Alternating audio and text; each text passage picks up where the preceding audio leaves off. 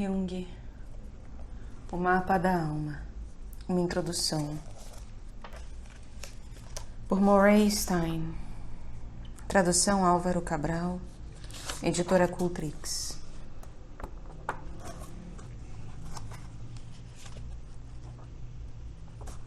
Capítulo 5. O revelado e o oculto nas relações com outros. Persona e sombra.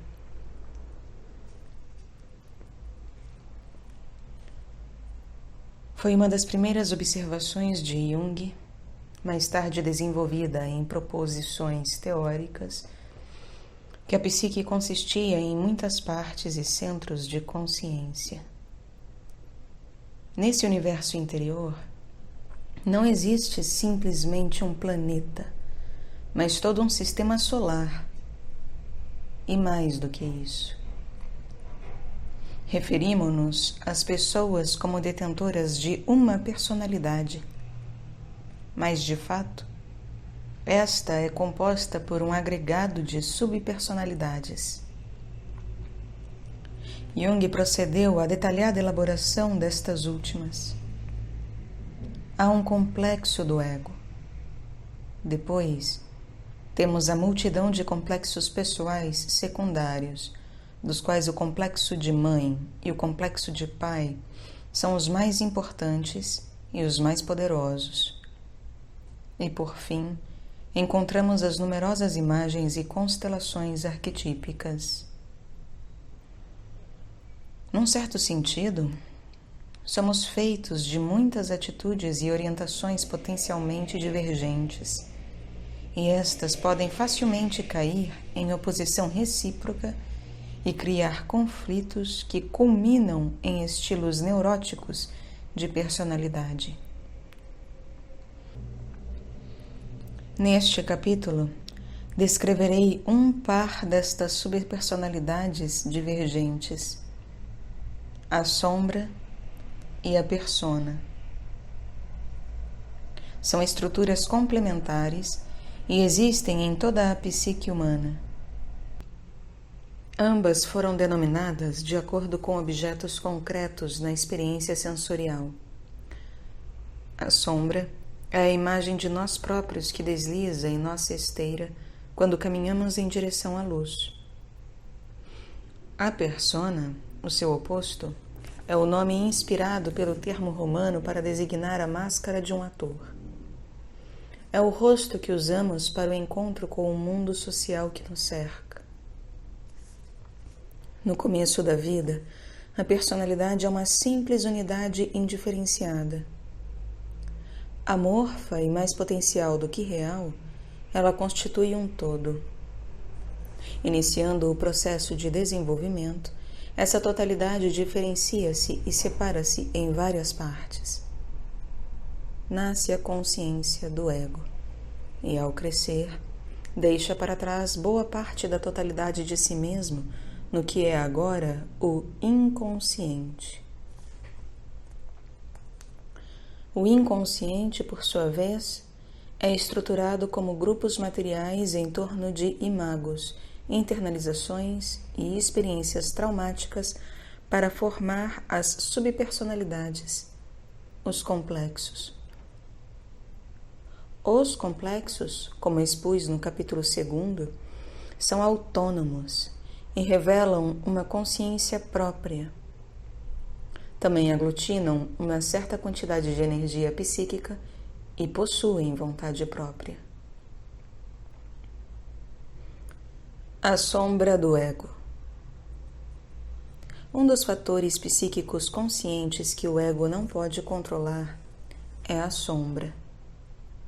De fato, o ego, usualmente, não possui sequer consciência de que projeta uma sombra. Jung emprega o termo sombra para denotar uma realidade psicológica que é relativamente fácil de captar num nível imagístico, mas mais difícil de compreender nos níveis prático e teórico. Ele quer sublinhar a flagrante inconsciência que a maioria das pessoas exibe. Em vez de aludir à sombra como uma coisa, é preferível, porém, pensar nas qualidades ou traços psicológicos que estão na sombra, isto é, escondidos, encobertos, atrás de nós, no escuro. Ou são indistintos. Quaisquer partes da personalidade que normalmente pertenceriam ao ego, se estivessem integradas, mas foram suprimidas por causa da dissonância cognitiva ou emocional, caem na sombra. O conteúdo específico da sombra pode mudar, dependendo das atitudes e do grau de defensividade do ego. De um modo geral, a sombra possui uma qualidade imoral, ou pelo menos pouco recomendável, contendo características da natureza de uma pessoa que são contrárias aos costumes e convenções morais da sociedade.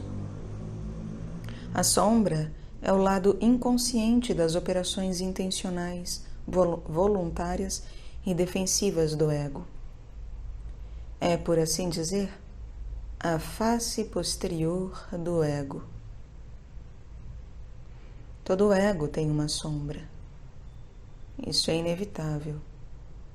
Ao adaptar-se e enfrentar-se com o mundo, o ego, de um modo inteiramente involuntário, emprega a sombra para executar operações desagradáveis que ele não poderia realizar sem cair num conflito moral. Sem o conhecimento do ego, essas atividades protetoras e autônomas são levadas a efeito no escuro. A sombra funciona de uma forma semelhante ao sistema secreto de espionagem de uma nação. Sem o conhecimento explícito do chefe de Estado, a quem é assim permitido negar toda a culpabilidade. Embora a introspecção possa, em certa medida, trazer essa atividade sombria do ego para a consciência, as próprias defesas do ego contra o conhecimento consciente da sombra são usualmente tão eficazes que pouca coisa consegue infiltrar-se nelas e transpô-las. Pedir a amigos íntimos ou a um cônjuge com muitos anos de estreita convivência que revelem suas percepções sinceras é, usualmente, um método mais útil do que a introspecção para obter informação sobre as atividades da sombra do ego. Se a trajetória das vontades, preferências e intenções do ego for seguida com suficiente profundidade, chega-se às regiões da escuridão e da frialdade, onde se torna evidente que o ego tem capacidade, em sua sombra, para ser extremamente egoísta, obstinado, insensível e dominador. Aí, uma pessoa é puramente egoísta e decidida a satisfazer a todo custo os desejos pessoais de poder e de prazer. Esse núcleo de trevas no âmago do ego é a própria definição de maldade humana, tal como é representada no mito e na ficção. A figura de Iago, no Otelo de Shakespeare, é um exemplo clássico. Na sombra residem todos os conhecidos pecados cardeais. Jung identificou a noção freudiana do id com a sombra. Se traços de sombra se tornam, em certa medida, conscientes e integrados, uma pessoa é muito diferente do indivíduo comum. A maioria das pessoas não sabe que é tão egocêntrica e egoísta quanto na realidade é, e quer aparentar ser altruísta e ter o total domínio de seus apetites e prazeres. A tendência das pessoas é antes para esconder tais traços dos outros e de si mesmas por trás de uma fachada que as mostre atenciosas, ponderadas, empáticas, refletidas e benévolas.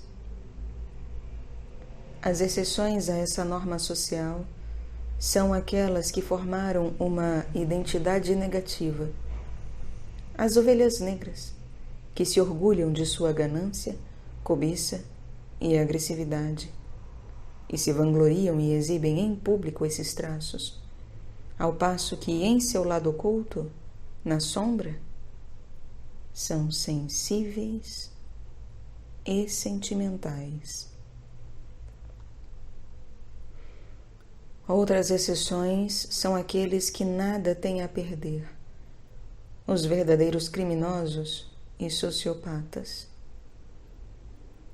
Alguns indivíduos notórios, como Hitler e Stalin, por exemplo, adquirem tanto poder que podem permitir-se favorecer e satisfazer suas paixões perversas no mais alto grau imaginável.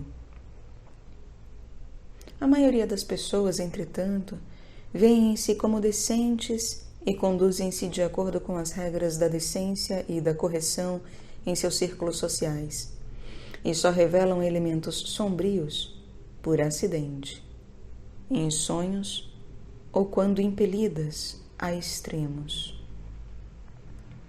Para elas, o lado sombrio do ego ainda funciona, mas através do inconsciente, manipulando o meio ambiente e a psique para que certas intenções e necessidades sejam satisfeitas de um modo socialmente aceitável. O que o ego quer na sombra, entretanto, não é necessariamente mal em si e de si. E com frequência, a sombra, uma vez enfrentada, não é tão perversa quanto se imaginou. A sombra não é diretamente experimentada pelo ego. Sendo inconsciente, é projetada em outros. Quando uma pessoa se sente tremendamente irritada por outra que manifesta ser realmente egoísta, por exemplo, essa reação é usualmente um sinal de que está sendo projetado um elemento inconsciente da sombra. Naturalmente, a outra pessoa tem que apresentar um gancho para a projeção da sombra. E assim, existe sempre uma mistura entre percepção e projeção em tais reações emocionais fortes. A pessoa psicologicamente ingênua ou defensivamente resistente concentrar-se-á na percepção, argumentando a partir dela e ignorando a parte projetiva. Essa estratégia defensiva, é claro, exclui a possibilidade de usar a experiência para adquirir o conhecimento consciente de características da sombra e lograr uma integração dessas. Em vez disso, o ego defensivo insiste em adotar uma postura farisaica de satisfação consigo mesmo, colocando-se no papel de vítima inocente ou simples observador. A outra pessoa é um monstro cruel, enquanto o ego se sente como um inocente cordeiro. É de tal dinâmica que são feitos os bodes expiatórios. A formação da sombra. O conteúdo e as qualidades específicas que contribuem para a formação dessa estrutura interna, a sombra, são selecionados pelo processo de desenvolvimento do ego. O que a consciência do ego rejeita, torna-se sombra. O que ela positivamente aceita, aquilo com que se identifica e absorve em si, torna-se parte integrante de si mesma e da persona. A sombra é caracterizada pelos traços e qualidades que são incompatíveis com o ego consciente e a persona. A sombra e a persona são pessoas estranhas ao ego que habitam a psique junto com a personalidade consciente que nós próprios sabemos ser. Há a pessoa pública e oficial, a que Jung chamou a persona, a qual está mais ou menos identificada com a consciência do ego e forma a identidade psicossocial do indivíduo, e, no entanto, é também, tal como a sombra, alheia ao ego, embora o ego se sinta mais à vontade com a persona pelo fato de ela ser compatível com as normas e costumes sociais. A personalidade da sombra não está visível e só aparece em ocasiões especiais. O mundo ignora, em maior ou menor grau, a existência dessa pessoa. A persona está muito mais em evidência. Ela desempenha um papel oficial, cotidiano, de adaptação ao mundo social. Sombra e persona são como dois irmãos para um homem ou duas irmãs para uma mulher. Uma está à vista do público, a outra está escondida e é solitária. São um estudo em contrastes. Se uma é loura, a outra é morena. Se uma é racional, a outra é emocional. Narciso e Goldemundo. Dr. Jekyll e Mr. Hyde. Caim e Abel. Eva e Lilith. Afrodite e Hera. Estas figuras formam tais pares.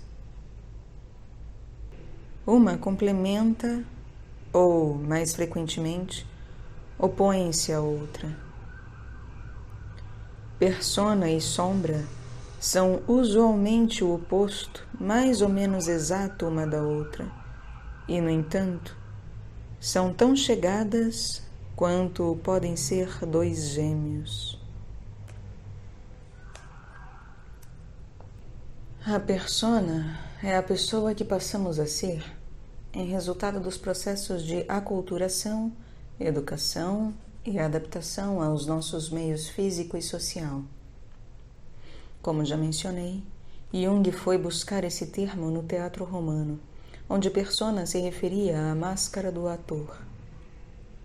Ao colocar uma máscara, o ator assumia um papel específico e uma identidade dentro do enredo dramático. E sua voz era projetada através da boca recortada no rosto da máscara. No plano psicológico, a persona é um complexo funcional cuja tarefa consiste tanto em esconder quanto em revelar os pensamentos e sentimentos conscientes de um indivíduo aos outros. Como complexo, a persona possui considerável autonomia e não está sob o total domínio do ego. Uma vez no desempenho de um papel, o ator declama suas falas, com ou sem vontade, e muitas vezes sem grande percepção do que está dizendo. Como está você? Alguém pergunta numa chuvosa e desagradável manhã, e num piscar de olhos, sem um momento de hesitação, o interpelado responde: "Ah, ótimo, e você?" A persona faz com que a interação social casual transcorra mais fácil, mais solta, e atenua os pontos mais ásperos que poderiam, em outras circunstâncias, causar constrangimento ou dificuldades sociais. A sombra, um complexo funcional complementar, é uma espécie de contrapessoa. A sombra pode ser pensada como uma subpersonalidade que quer o que a persona não permitirá. Mefistófeles, no Fausto de Goethe, é um exemplo clássico de uma figura sombra.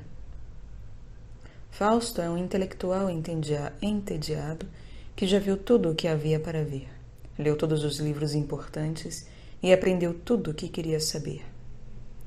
E agora sente-se esgotado. sem nada que o motive e sem vontade de viver.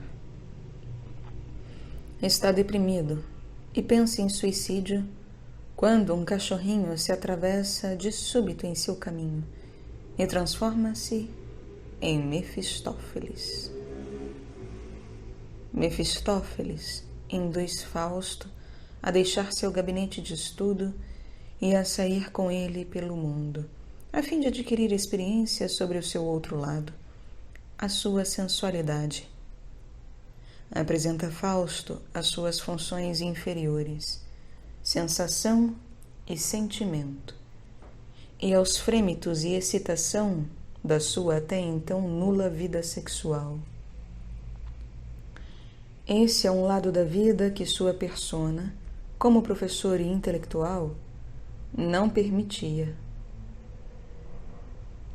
Sob a orientação de Mefistófeles, Fausto passa por um processo a que Jung deu o nome de enantiodromia, a conversão radical da personalidade ao tipo de caráter seu oposto.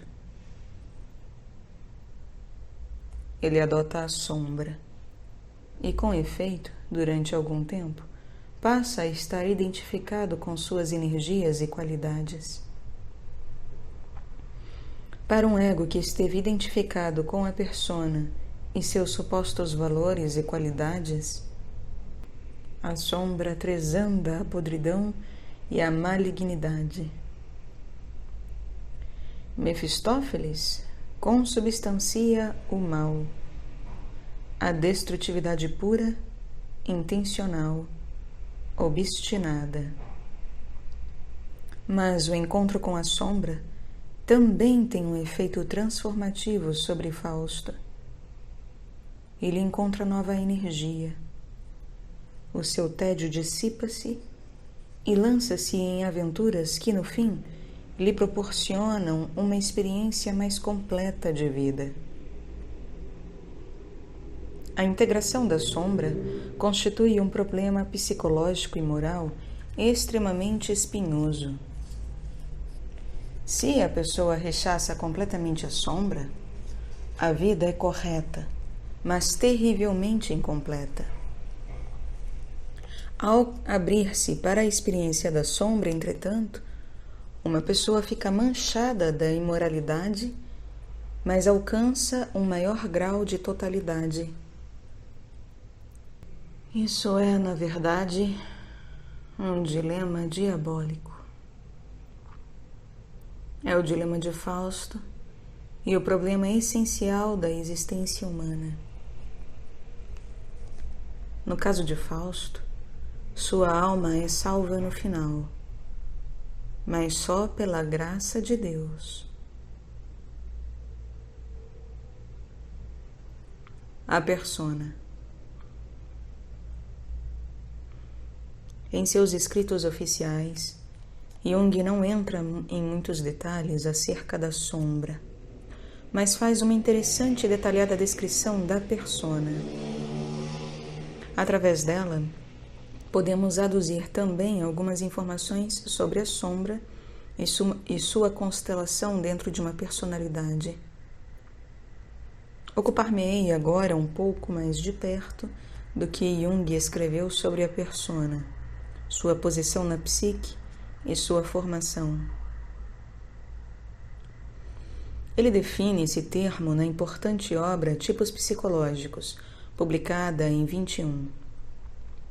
O volume conclui com um extenso capítulo intitulado Definições, no qual Jung tenta ser o mais claro possível acerca da terminologia que adaptou da psicanálise e tomou da psicologia em geral, assim como dos termos que criou para a própria psicologia analítica. No que diz respeito à psicologia e psicanálise, o termo persona é propriedade intelectual especial do próprio Jung. A seção 48, uma das mais extensas nesse capítulo, é dedicado ao termo alma. E é aí que persona é discutida. Jung expõe suas reflexões sobre duas estruturas complementares: persona e ânima. Tratarei desta última no próximo capítulo. Hoje, o termo persona está aceito no vocabulário da psicologia e da cultura contemporânea. É usado com frequência na linguagem popular, nos jornais e na teoria literária.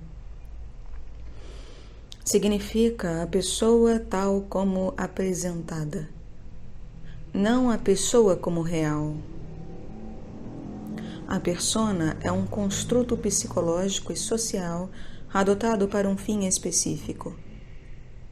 Jung escolheu-o para a sua teoria psicológica porque se relaciona com o desempenho de papéis na sociedade. Ele estava interessado em apurar como as pessoas chegam a desempenhar determinados papéis, a adotar atitudes coletivas convencionais e a representar estereótipos sociais e culturais, em vez de assumirem e viverem sua própria unicidade. Isso constitui, por certo, um traço humano bem conhecido. É uma espécie de imitação. Jung deu-lhe um nome e inseriu-o em sua teoria da psique. Jung começa a sua definição de persona assinalando que muitos estudos psiquiátricos e psicológicos demonstraram que a personalidade humana não é simples, mas complexa, que pode ser mostrado que ela, sob certas condições, se divide e fragmenta, e que existe muitas subpersonalidades dentro da psique humana normal.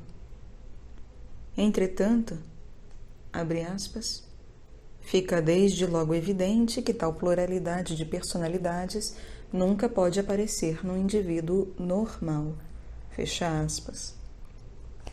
Por outras palavras, embora não sejamos em absoluto personalidades múltiplas numa acepção clínica, todos manifestamos traços de divisão de caráter.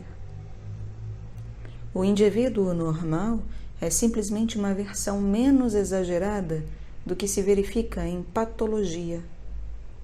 Abre aspas.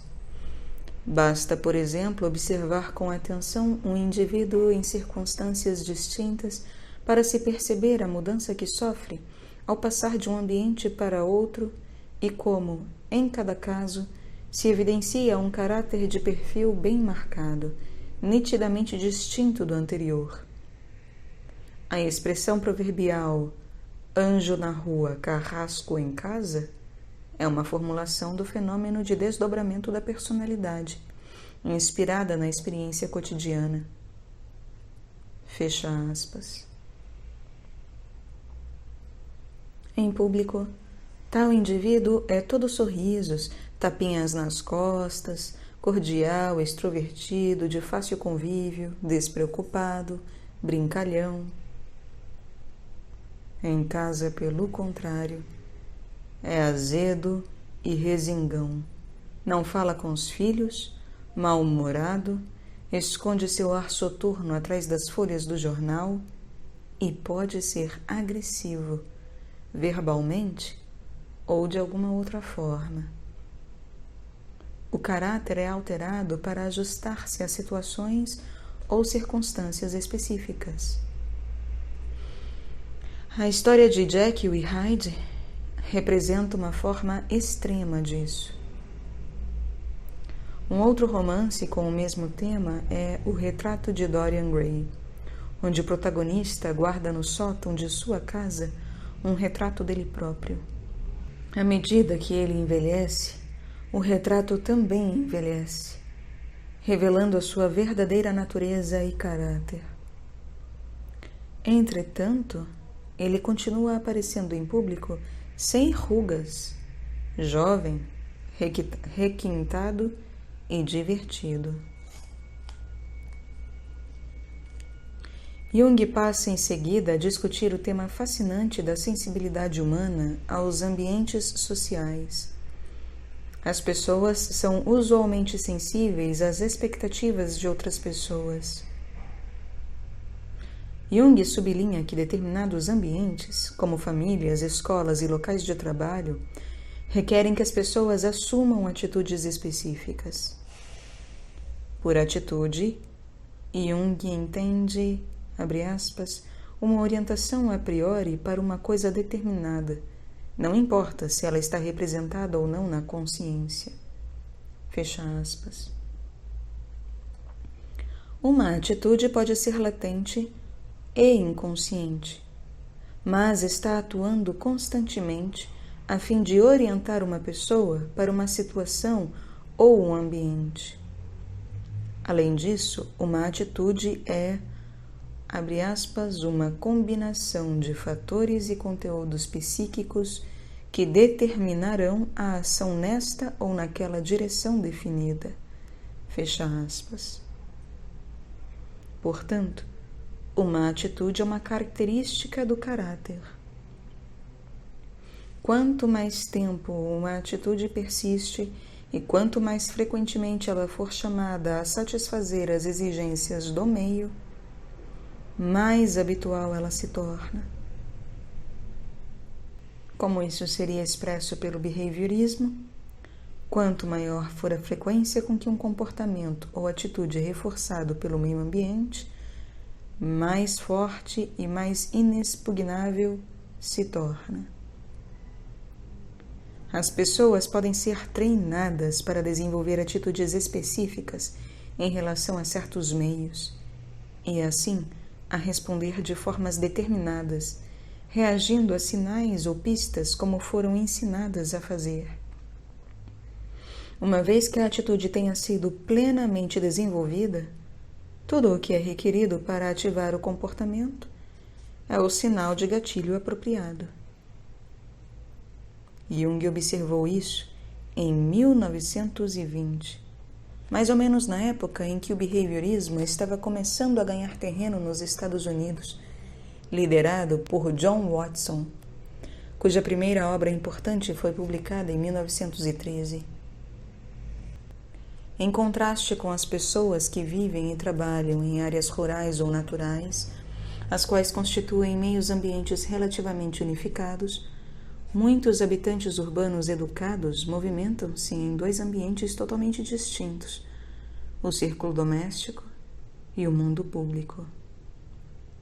Isso era mais verdadeiro para os homens do que para as mulheres na Europa no tempo de Jung.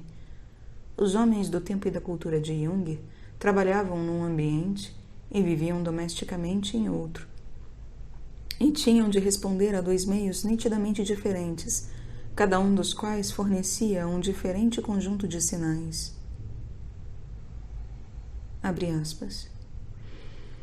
Esses dois ambientes, totalmente diferentes, exigiam duas atitudes totalmente distintas, as quais, dependendo do grau de identificação do ego com a atitude do momento, produziam uma duplicação de caráter.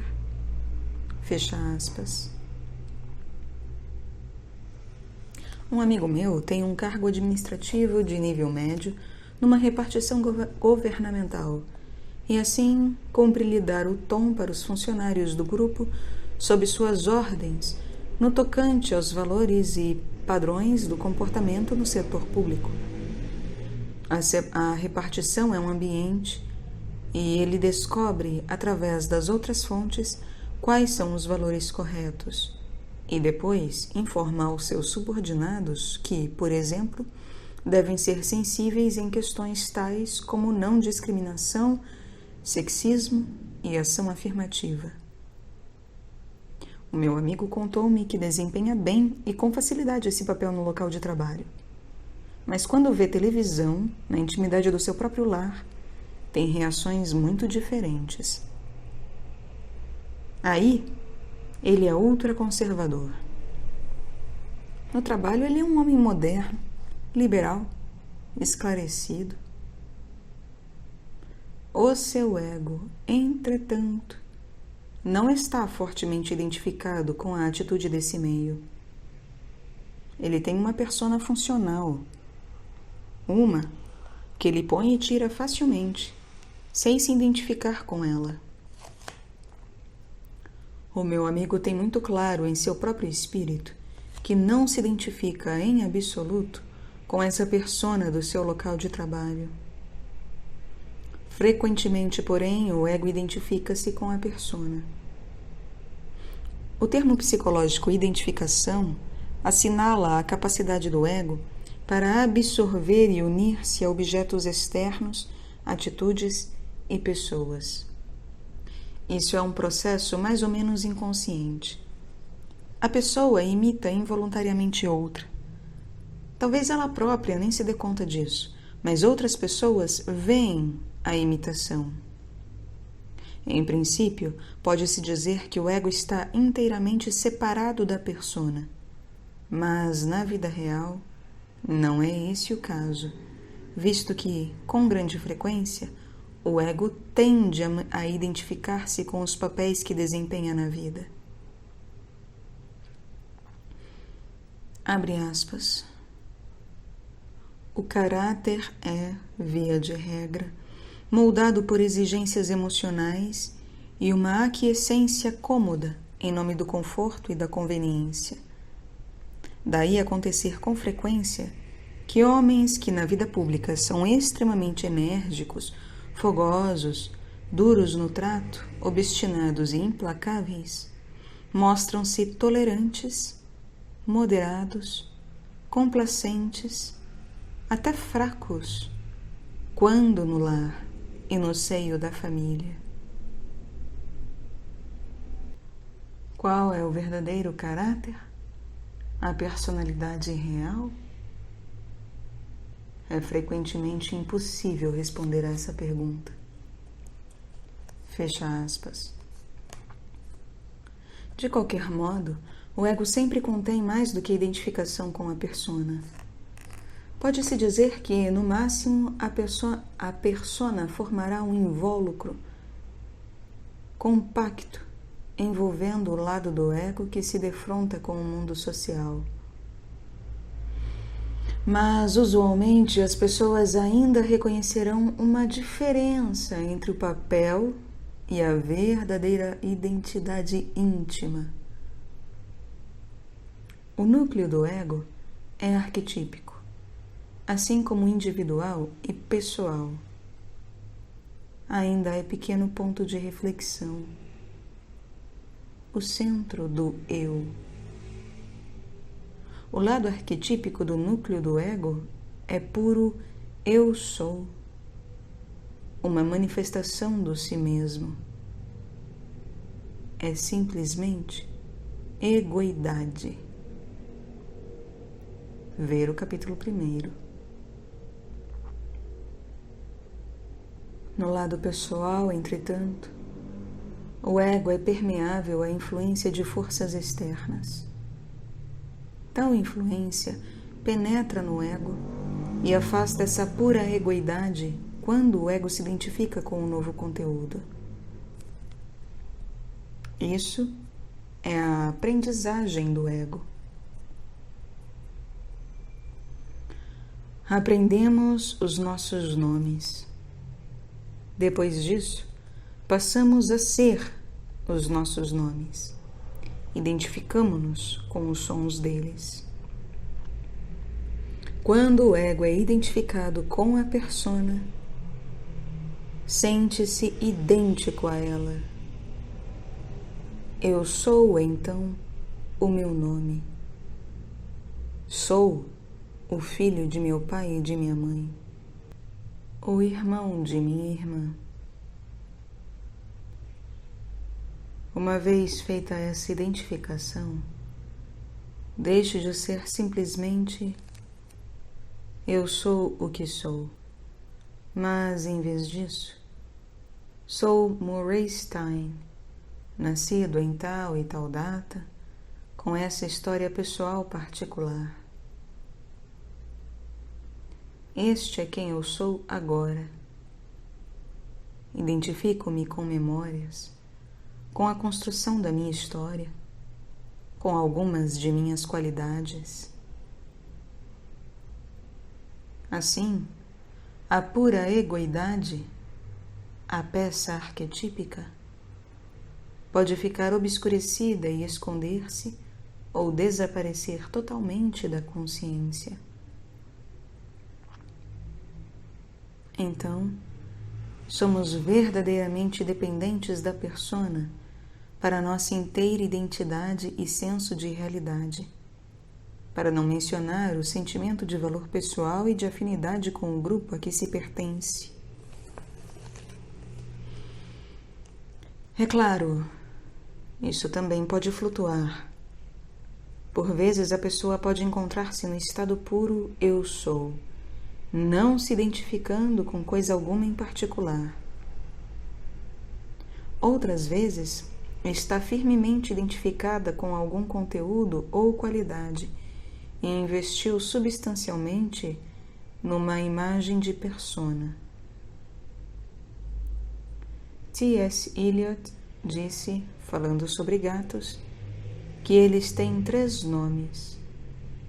Um que todo mundo conhece, um que só alguns conhecem e um que só o gato conhece.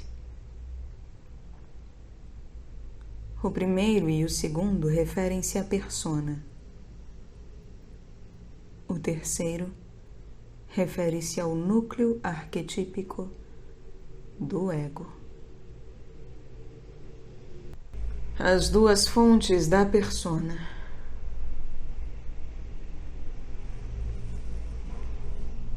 Jung encontrou 2 fontes da persona. Abre aspas. De acordo com as condições e os requisitos sociais, o caráter social é orientado, por uma parte, pelas expectativas e demandas da sociedade e, por outra, pelos objetivos e aspirações do indivíduo. Fecha aspas.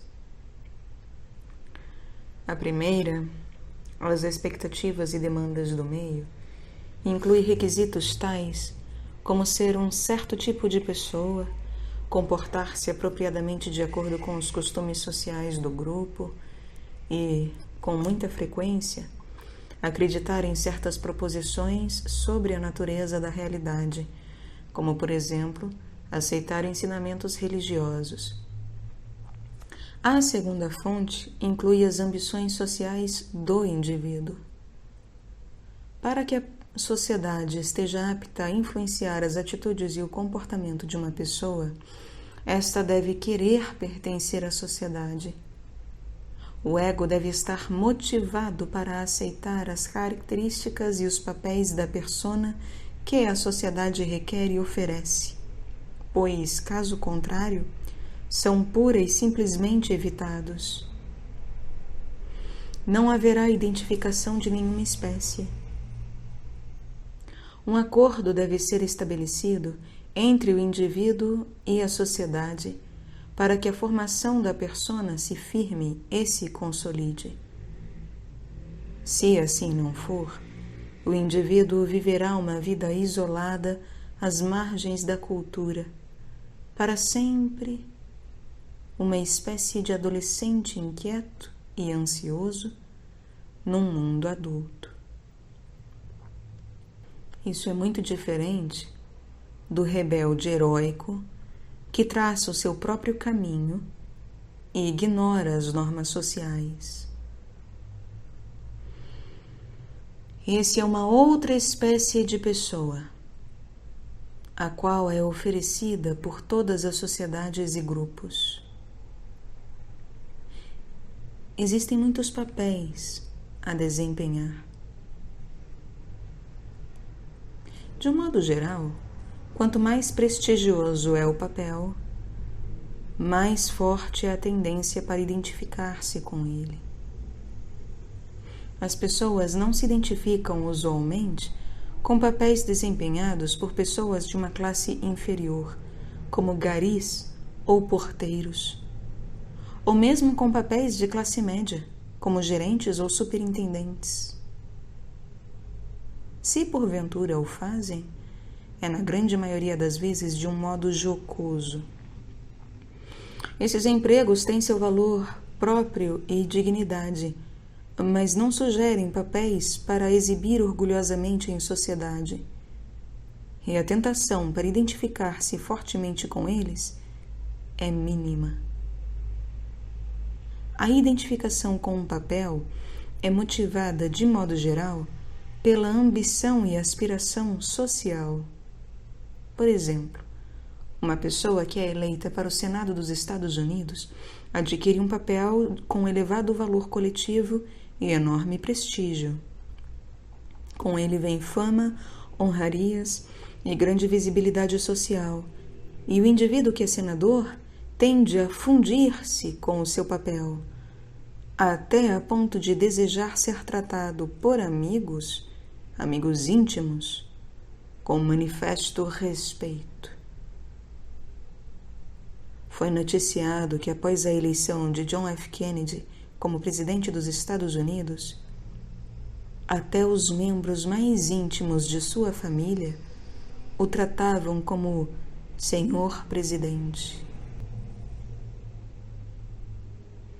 No filme autobiográfico de Ingmar Bergman, Fanny and Alexander, um rapazinho foi mandado a ir viver na casa de um bispo horrível e desaforado, que é não só um homem emocionalmente distante e frio, mas, além disso, está também profundamente identificado com uma persona religiosa. Numa cena do filme, mostra-se o bispo dormindo. No sonho, ele se esforça por rasgar uma máscara que não consegue desprender, até que, por fim, arranca a máscara, mas com ela vem também o seu próprio rosto. O ego do bispo está profundamente fundido com a persona do bispo, porque esse papel garantiu suas aspirações pessoais na vida. Um bispo é, sem dúvida, uma pessoa de alta posição na sociedade. A médicos, militares e figuras de realeza são concedidas personas que atraem forte identificação. No entanto, em seu pesadelo, o bispo tenta remover a máscara de seu rosto. Por quê? A relação entre ego e persona não é simples. Por causa dos objetivos contraditórios desses dois complexos funcionais. O ego movimenta-se de um modo fundamental, no sentido da separação e da individuação, no sentido da consolidação de uma posição, primeiro que tudo, fora do inconsciente, e depois também algo fora do meio familiar. Há no ego um forte movimento para a autonomia, para uma egoidade que possa funcionar independentemente.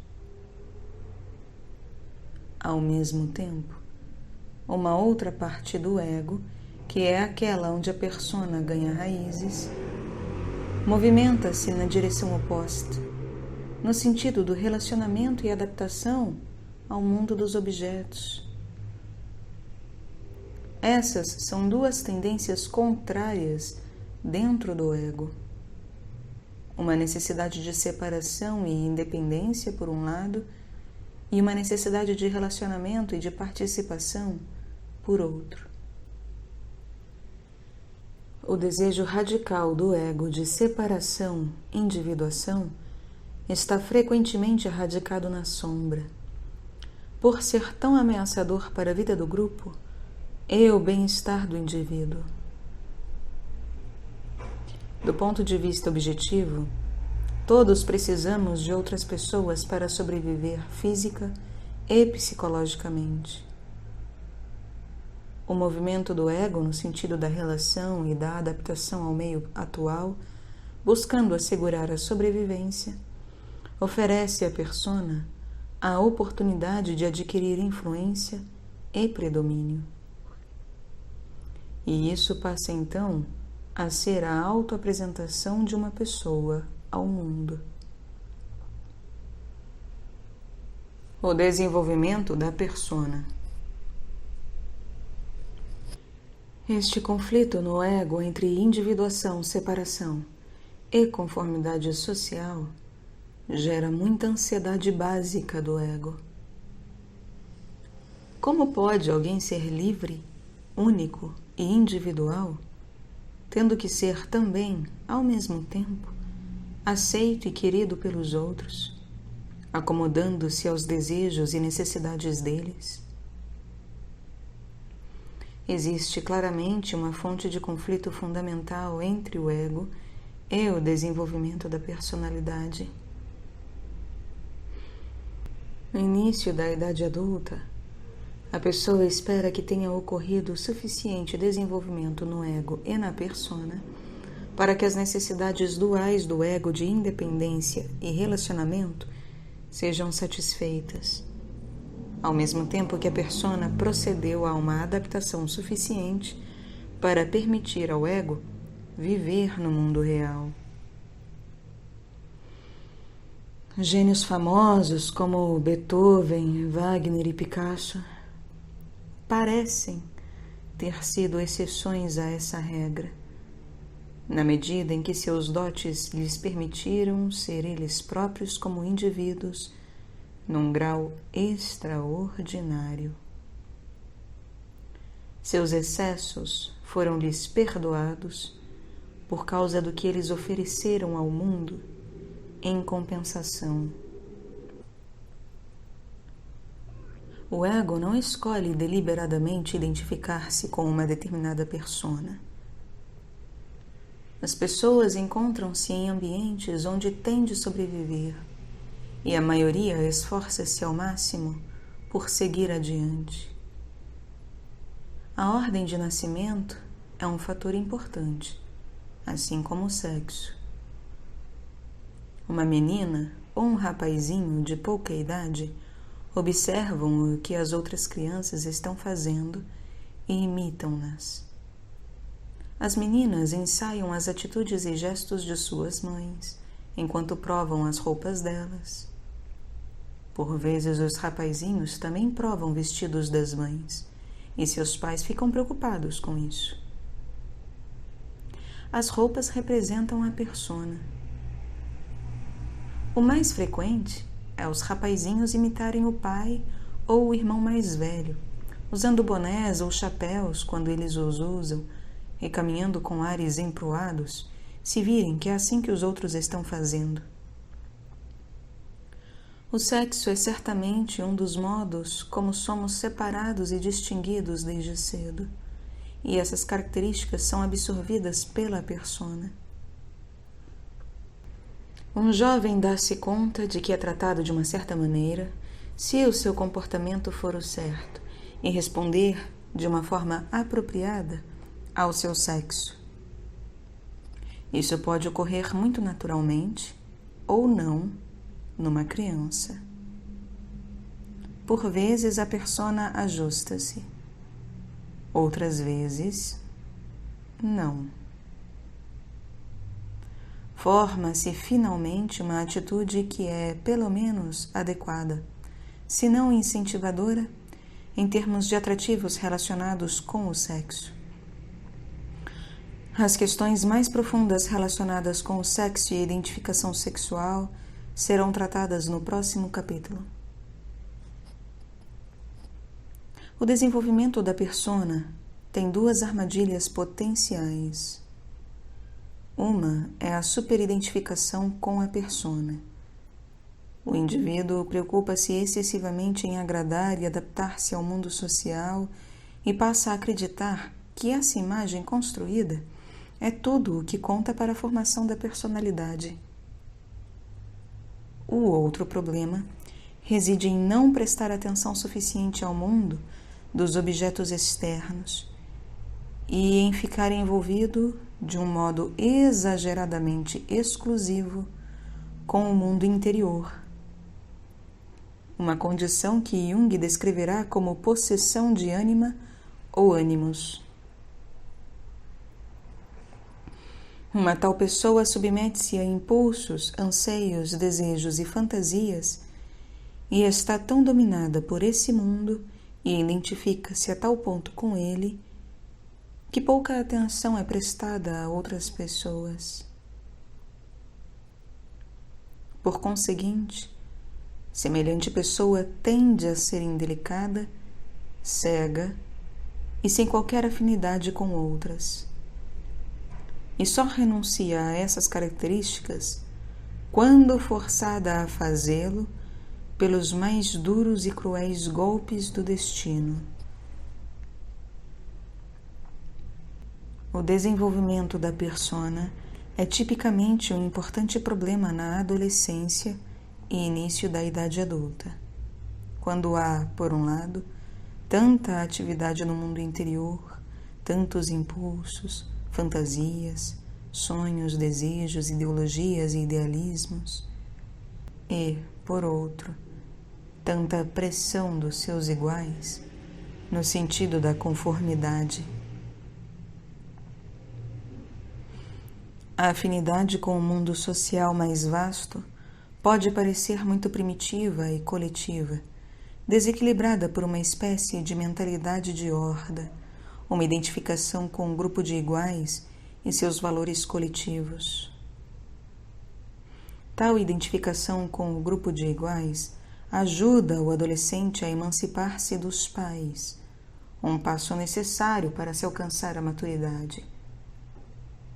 Ao mesmo tempo, o adolescente mostra-se cegamente desatento, quase inconsciente em relação ao mundo objetivo e vive numa fantasia de invencibilidade. Os adultos tendem a aplicar termos como inflação e ufanismo para descrever essa combinação de hipertrofia do mundo interior e inadaptação à realidade exterior.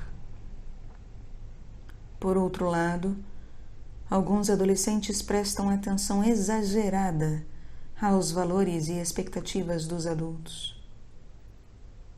Vestindo camisas sociais, engravatados, carteira de executivo na mão e, aos 15 anos, falando sobre o que farão quando se tornarem advogados de uma grande corporation, eles estão de tal forma adaptados às expectativas da família e da cultura que não sobra muita margem para o desenvolvimento da identidade pessoal.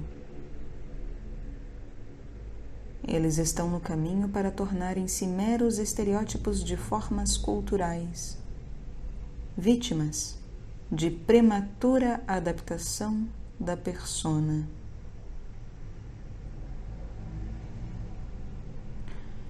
Tanto os introvertidos quanto os extrovertidos desenvolvem uma persona, pois ambos os tipos de atitude devem relacionar-se com o mundo dos objetos.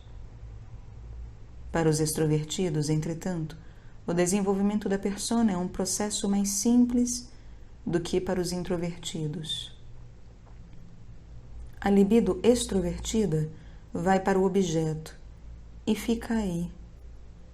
E os extrovertidos registram e relacionam-se com os objetos sem muito espalhafato ou complicação. Para os introvertidos, a atenção e a energia psíquica vão até os objetos, mas depois retornam ao sujeito. E isso cria uma relação mais complicada com os objetos. Um objeto é não só algo fora da psique, mas, para o introvertido, está também profundamente dentro da psique. O apego é mais difícil. Para os extrovertidos fica muito mais fácil, portanto, encontrar uma persona apropriada. Estão mais à vontade com o mundo dos objetos, porque ele não os ameaça tão intimamente. A persona do introvertido é mais ambígua, desconfiada ou vacilante, e varia de um contexto para outro. Para todos, porém, a persona deve relacionar-se com objetos e proteger o sujeito. Essa é a função dual. Embora os introvertidos possam ser muito abertos e expansivos com meia dúzia de pessoas, num grupo numeroso, eles retraem-se e desaparecem. E a persona sente-se inadequada, sobretudo com estranhos e em situações em que o introvertido não ocupa um papel definido. Os cocktail parties são uma tortura, mas representar um papel num palco pode ser pura alegria e prazer. Muitos atores e atrizes famosos são profundamente introvertidos. Na vida privada, podem ser tímidos, mas deem-lhes um papel público em que se sintam protegidos e seguros e podem facilmente passar por ser os mais extrovertidos tipos imagináveis. A persona, quando usada criativamente dentro do contexto de um forte desenvolvimento psicológico, funciona tanto para expressar quanto para esconder aspectos da personalidade.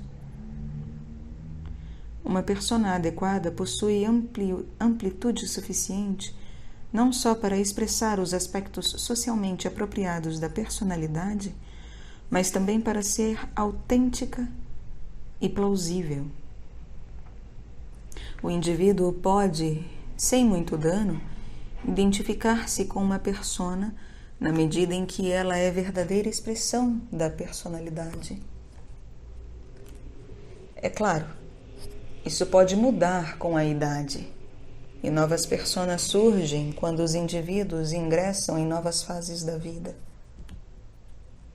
Os extrovertidos sociais podem tornar-se mais introvertidos, por exemplo, quando entram na casa dos 50 ou dos 60. Só mais tarde na vida, a pessoa também se apercebe de que existe uma diferença entre sentir que a persona é verdadeira, sincera e autêntica, por um lado, e identificar-se plena e inconscientemente com ela, por outro. Essencialmente, a persona, que é a pele psíquica entre o ego e o mundo, é não só um produto de interação com objetos, mas inclui também as projeções do indivíduo nesses objetos. Adaptamo-nos ao que percebemos que as outras pessoas são e ao que querem. Isso pode ser consideravelmente diferente de como as outras nos veem ou se veem a si mesmas. Inseridas no tecido da persona estão projeções que se originam nos complexos, por exemplo, nos complexos parentais. Retornando ao sujeito através do processo introjetivo, tais projeções penetram na persona. É por isso que os primeiros tempos da infância exercem um tão profundo efeito em personas adultas. Mesmo depois que os pais ficaram há muito para trás, eles continuam a afetar a persona porque estão projetados no mundo a partir dos complexos parentais e são continuamente adaptados à persona do indivíduo. Somos bons meninos e boas meninas muito depois de termos necessidade de o ser.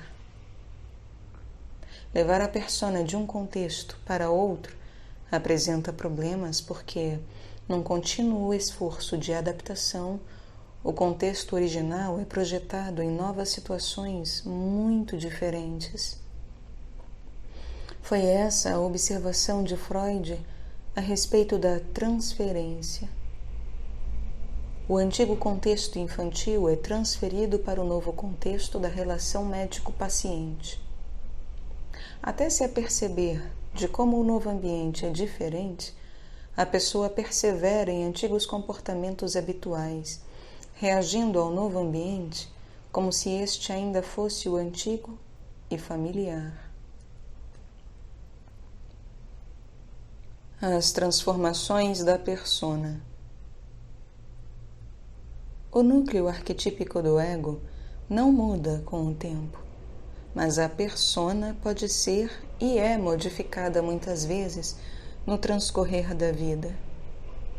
Dependendo da percepção do ego, das mudanças ocorridas no ambiente e de sua capacidade para interagir com este último. Uma importante mudança ocorre na passagem da adolescência para a idade adulta. Uma outra no decorrer da transição da fase inicial da idade adulta para a meia-idade e ainda uma outra na transição para a velhice. O ego competente enfrenta cada um desses desafios de adaptação com alterações apropriadas no conceito de si mesmo e na apresentação que faz de si mesmo através da persona. As pessoas pensam diferente sobre si mesmas, vestem-se diferentemente, cortam o cabelo de maneira diferente, compram diferentes espécies de carros e de casas, dependendo de sua idade, estado civil, classe econômica e social e preferências do seu grupo de iguais. Tudo isso é refletido em mudanças na persona. Os vários papéis que uma pessoa assume ao longo da vida têm, é claro, uma base coletiva e, em certa medida, arquetípica. A persona tem, como todo e qualquer complexo funcional, um núcleo arquetípico. Existem papéis típicos previsíveis a ser preenchidos em todos os grupos humanos. Por exemplo, há a criança mais velha, que é o pequeno adulto, e o garoto travesso, que ainda comete brincadeiras pesadas e trotes de mau gosto quando já passou da meia-idade e está entrando na velhice. E a atraente mulher fatal, que flerta e seduz ao longo da vida desde os primeiros anos de sua infância. As famílias atribuem papéis de modos típicos a seus filhos e seus membros adultos. A ordem de nascimento dos filhos desempenha frequentemente um importante papel nas personas que eles adotarão. O primogênito é um adulto responsável em miniatura. O filho do meio é um mediador e o caçula é o bebê criativo. O papel de ovelha negra é encontrado em toda a parte e em todas as épocas, assim como o bode expiatório. Tais papéis são atribuídos às pessoas por uma dinâmica inconsciente no seio de famílias e grupos, e quando elas os aceitam na infância, é frequente conservarem consigo para o resto da vida alguma versão do papel que lhes coube. O que é que causa as personas aderirem com tamanha tenacidade às pessoas? Em parte, é a identificação e a pura familiaridade. Uma persona torna-se identificada com uma personalidade. Oferece à pessoa uma identidade psicossocial. Mas a vergonha também é um motivador fundamental. A persona protege-nos da vergonha e a evitação da vergonha é provavelmente o motivo mais forte para desenvolver e conservar uma persona.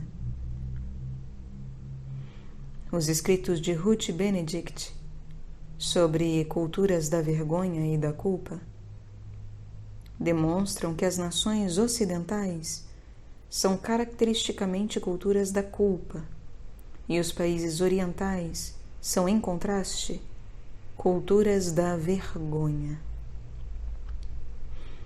As culturas da vergonha conferem maior ênfase à persona do que as culturas da culpa, no sentido de que se uma pessoa perde sua reputação ou prestígio, só lhe resta morrer. A perda de prestígio é a crise final. a situação é muito diferente em culturas da culpa, onde a culpa pode ser mitigada ou reparada. A pessoa culpada pode pagar o preço e ser recuperada para a sociedade, para a comunidade. A culpa envolve uma ação distinta, ao passo que a vergonha anula todo o sentimento de valor próprio. A vergonha é um tipo de emoção mais primitiva e potencialmente mais destrutiva. Somos propensos a sentir-nos culpados ou profundamente envergonhados a respeito das coisas que fazemos e estão em discordância com a persona adotada. Isso é a realização da sombra na personalidade.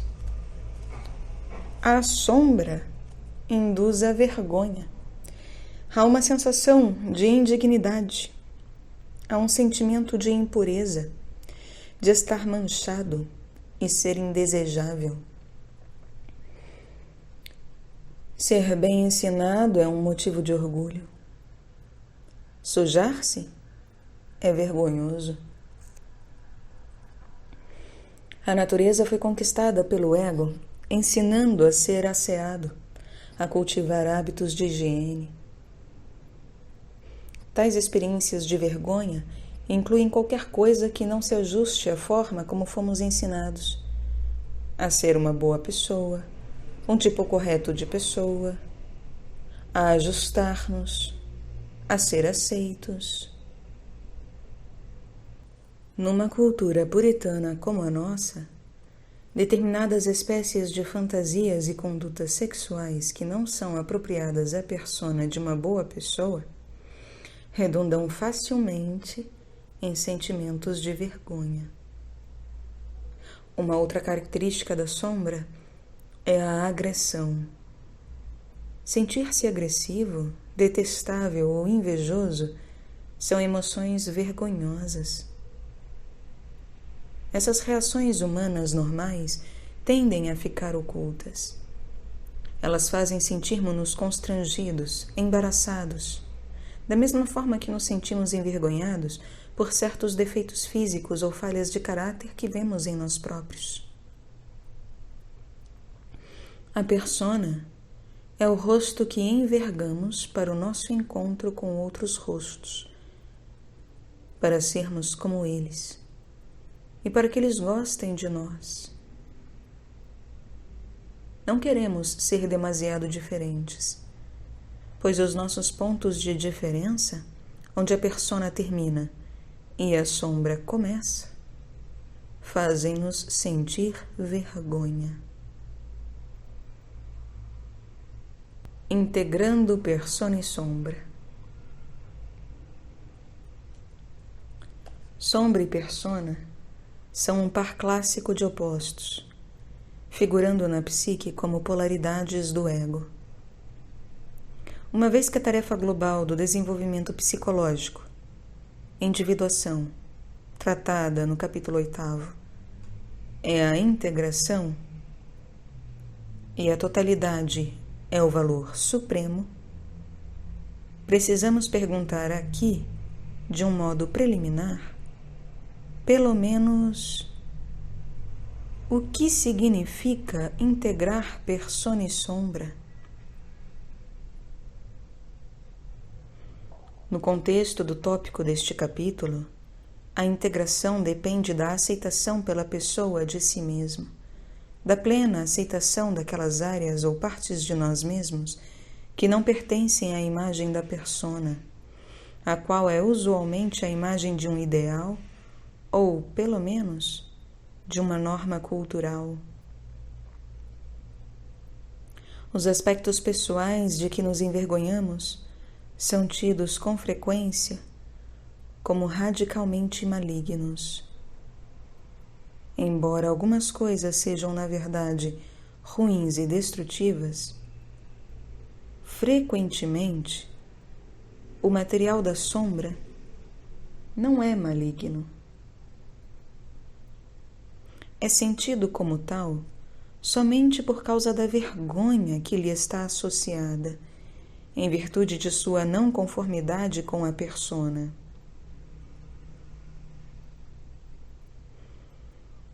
Como descrever quando alguém logrou obter um certo grau de integração entre persona e sombra?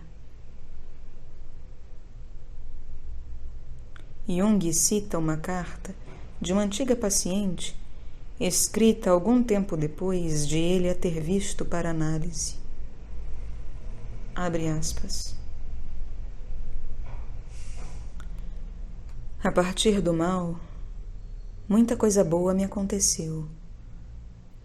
Conservando-me tranquila, não reprimindo nada, permanecendo atenta e aceitando a realidade, tomando as coisas como elas são e não como eu queria que fossem, ao fazer tudo isso, ganhei um conhecimento incomum e poderes incomuns também, como jamais imaginara que me pudesse acontecer.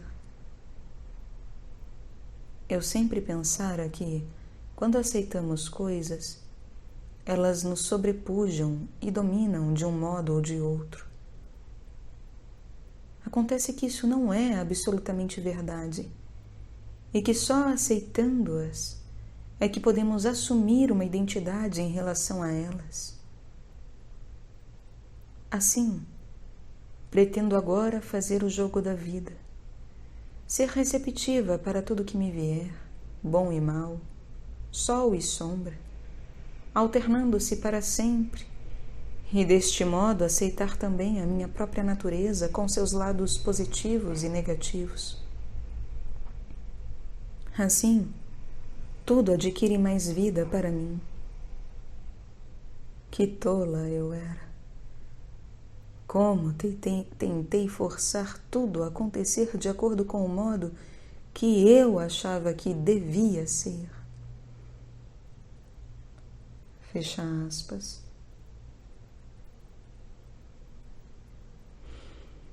Essa mulher deu um passo atrás em relação tanto à persona quanto à divisão de persona e sombra em opostos.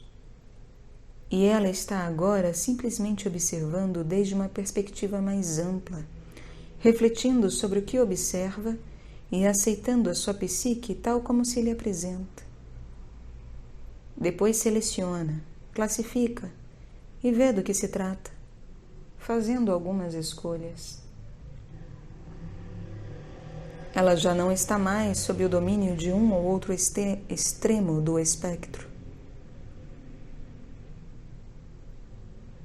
Jung sustenta que os opostos estão unidos na psique através da intervenção de uma terceira coisa. Um conflito entre opostos, persona e sombra, por exemplo, pode ser considerado como uma crise de individuação, uma oportunidade para crescer através da integração. Entrando em conflito estão valores coletivos do lado da persona e aspectos de sombra do ego que pertencem à constituição instintiva inata do indivíduo, o id de Freud, e também alguns que são derivativos dos arquétipos e dos complexos inconscientes. Como o conteúdo da sombra não é aceitável para a persona, o conflito pode ser encarniçado. Jung sustentou que se os dois polos são mantidos em tensão, uma solução surgirá se o ego puder livrar-se de ambos e criar um vazio interior, no qual o inconsciente possa oferecer uma solução criativa na forma de um novo símbolo. Esse símbolo apresentará uma opção de movimento para diante que incluirá algo de ambos, não simplesmente um meio termo, mas um amálgama que requer uma nova atitude por parte do ego e uma nova espécie de relação com o mundo. Esse processo pode ser observado quando as pessoas se desenvolvem em terapia e através da experiência de vida, quando superam seus antigos conflitos, assumem novas personas e integram partes anteriormente inaceitáveis de si mesmas. As pessoas mudam com a terapia e no decorrer de seu desenvolvimento vital. A persona, como um instrumento de adaptação, tem grande potencial para a mudança. Pode tornar-se cada vez mais flexível, dado que o ego está disposto a modificar antigos padrões. Histórias como o Dr. Jekyll e Mr. Hyde descrevem uma divisão completa entre persona e sombra.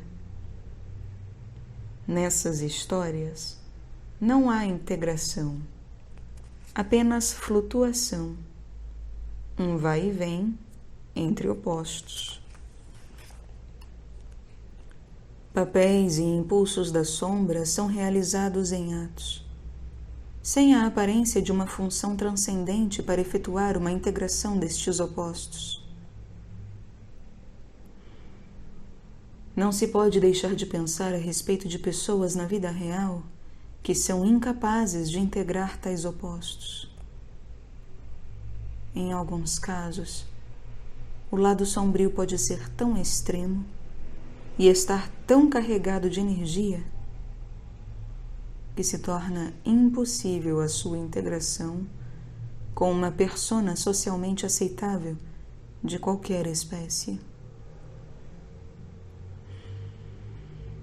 Hoje, a única solução para esse problema é a medicina psicotrópica, a qual pode colocar um rigoroso amortecedor no inconsciente e inibir as fontes de energia da sombra.